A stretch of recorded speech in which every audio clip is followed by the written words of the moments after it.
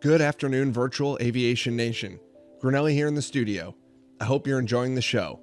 Joining me in the booth today, lead 3D artist and CEO of Polychop Simulations. Sven, thanks for taking the time to chat with us today about the OH58D Kiowa Warrior project. What inspired you to bring the Kiowa to DCS World?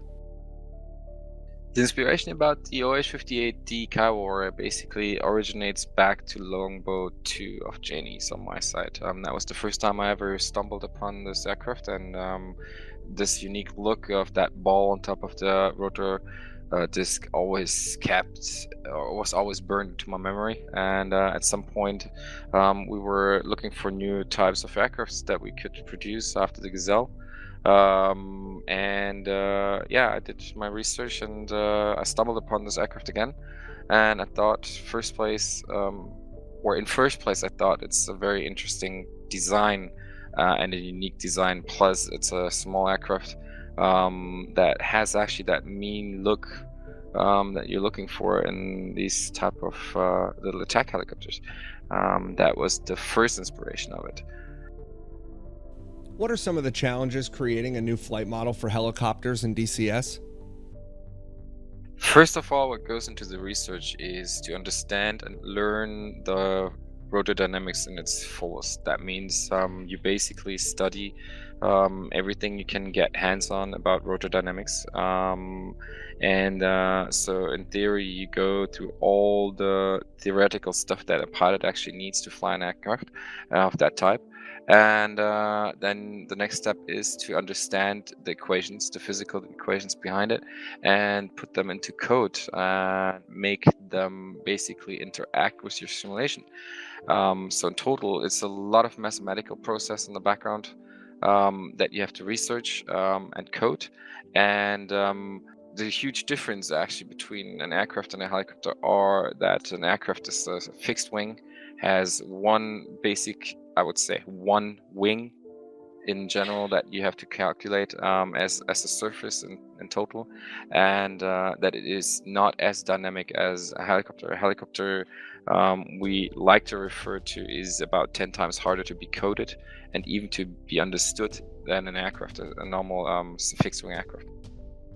The Kiowa Warrior primarily operated as an armed reconnaissance role in support of ground troops. Will we be able to support the troops with Hellfires? What type of ordnance will the OH58D carry? Yes, Hellfires will be there. I'm not going to spill right now how deep we are going into the Hellfires, but I can say it is definitely a type of a weapon that you want to use in the field if you have the ability to go standoff weapons. Yeah, Hydras and the gun that will be in there as well. So all the armament, I would say, that people are used to see on that aircraft will be there. The Kiowa features a mast-mounted sight containing a television system, thermal imaging system, and laser rangefinder designator. Will OH58D pilots be able to buddy laze for each other online? Yes, you will be able to buddy laze Kiowa to Kiowa, and Kiowa to any other system that operates with a laser range finding or actually a designator.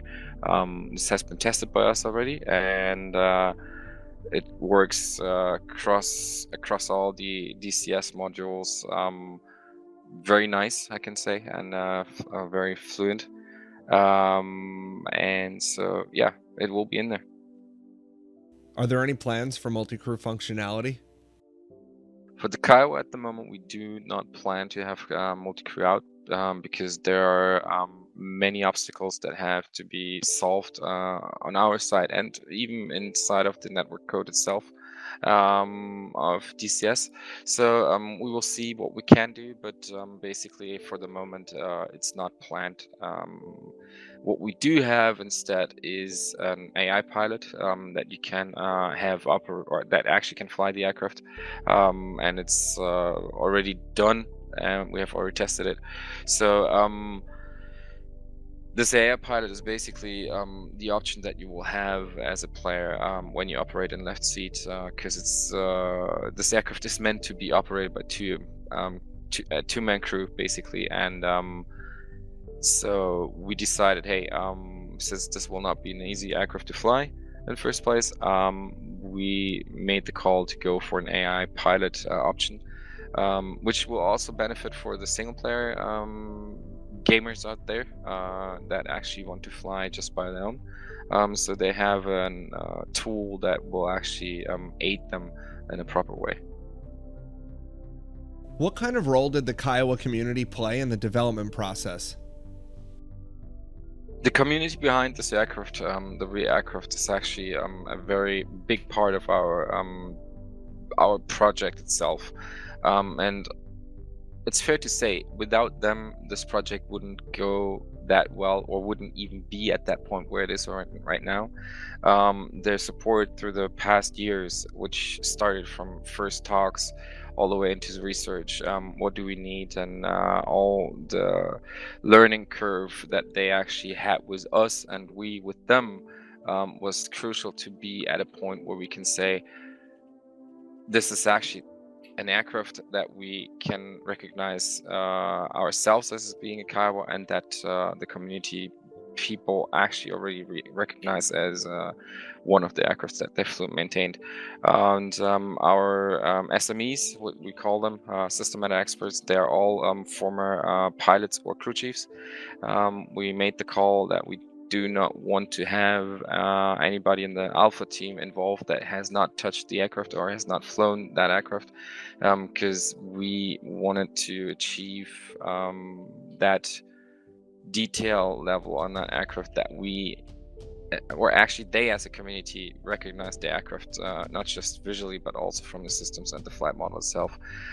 So it was crucial for us to actually have hands on the community there, or being integrated into that community. And most of the guys that we started to interact during the past years with became good friends of us. So we're regularly talking even about private stuff. So in general, I would say this community that flew the aircraft is actually the key to this project. Sven, thanks for joining us today. Keep up the great work. Looking forward to adding the Kiowa Warrior to my hangar. Thank you too.